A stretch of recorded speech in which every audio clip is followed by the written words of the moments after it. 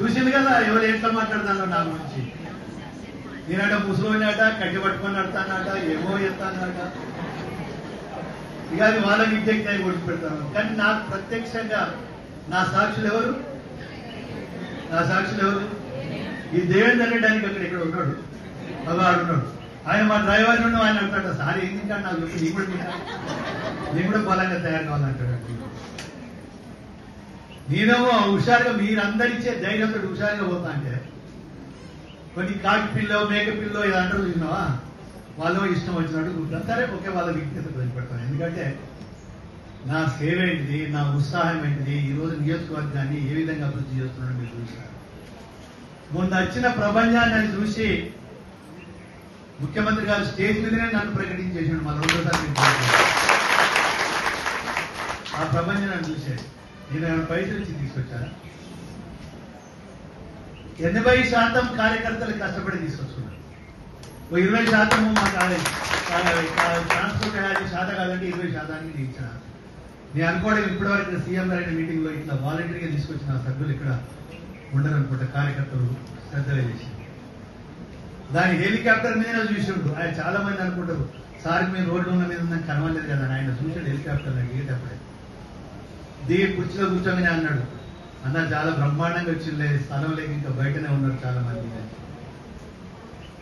అది నా తరఫు నుండి నా ద్వారా మీరందరూ గౌరవ ముఖ్యమంత్రి గారికి ఇచ్చిన అభినందనలు. ఎందుకంటే ఆయన 2.5 సంవత్సరాల పైన రాత్రి మౌలు కష్టపడి ఉదయం అప్పులు కట్టుకుంటూ ఒక జీతభత్యాలు 1వ తారీఖు ఇచ్చుకుంటూ ఇన్ని అభివృద్ధి కార్యక్రమాలు, ఇవాళ ఎన్ని మంచి కార్యక్రమాలు వచ్చినాయి. ఎవరు చెప్తలేదు, ఒక్కటన్నా చెప్పినా మీరు చేసినది. ఇవాళ డైరీ రాష్ట్ర చరిత్రలోనే ఫస్ట్ డైరీకి ప్రభుత్వం ఇవాళ 32. కానీ నేను ఎవరి పని చేస్తారా అంటే నేను కూడా రోగాలని చెప్తాను. అందులోంచి అసలు బాధ నాకేం బాధ లేదు. ఆ భగవంతుడి ఆశీర్వాదం ఉన్నది, మా ఆడపిల్లల ఆశీర్వాదం, ప్రజల ఆశీర్వాదం ఉన్నది, మీ ఆశీర్వాదం ఉన్నది. రోజులు మీ యొక్క ఆర్థిక అభివృద్ధి రూపొందించడానికే నేను సహకరించిన మీ అందరికీ అందంగా ఉంటానని చెప్పి తెలియజేసుకుంటూ వాళ్ళకి ఏమంతంగా కూడా ఒకటే కోరుకుంటున్నాను, మీ ఆశీర్వాదం కోరుకుంటున్నాను. ఆయన పై చేయడానికి సిద్ధంగా ఉన్నారు.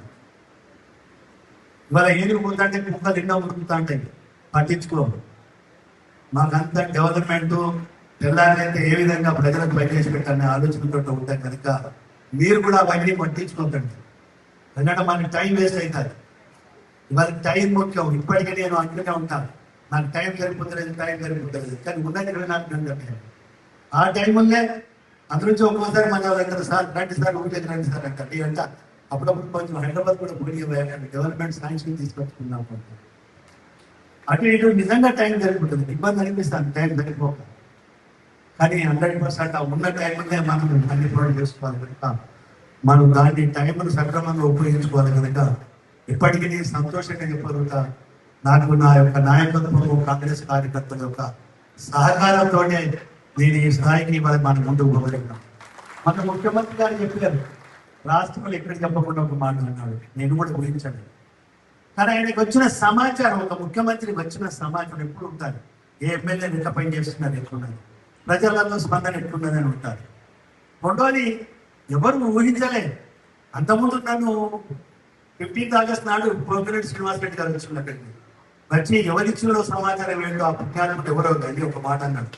ఏమన్నా ప్రకాశ్ అన్న ప్రక్క నియోజకవర్గంలో 20,000 మందిని పిప్పి అన్నా అన్నాడు. నాకు మంటికి వచ్చింది. నేను ఒకటే అన్నా, 94 నేను ఎమ్మెల్యే. నేను రాష్ట్ర జనరల్ సెక్రటరీగా గౌరవ ముఖ్యమంత్రి చంద్రబాబు నాయుడు గారి ప్రోగ్రామ్స్ ఆర్గనైజ్ చేసినట్టు రేపు చూసుకోవాలన్నా. ఆ రేపు అనేది వచ్చింది. ఆ హెలికాప్టర్లో నేనే చూసాడు ముఖ్యమంత్రి గారిని జయరామన్ దిగి స్టేజ్ మీద అన్నా ఏమనుకున్నాం కానీ పబ్లిక్ మొత్తం రోడ్డు మీద బయట అనుకుంటున్నాను. దానికి ఫిదా అయిపోయే నెక్స్ట్ ఎలక్షన్ లో మీరు ప్రకాశ్ రెడ్డిని గెలిపించాలి అన్నాడు. తప్ప ఎందుకంటే మనకు ఒక ప్రోత్సాహం, అది కార్యకర్తలు కూడా ఒక ప్రోత్సాహం, ఇంకా ఉత్సాహంగా పనిచేస్తాం.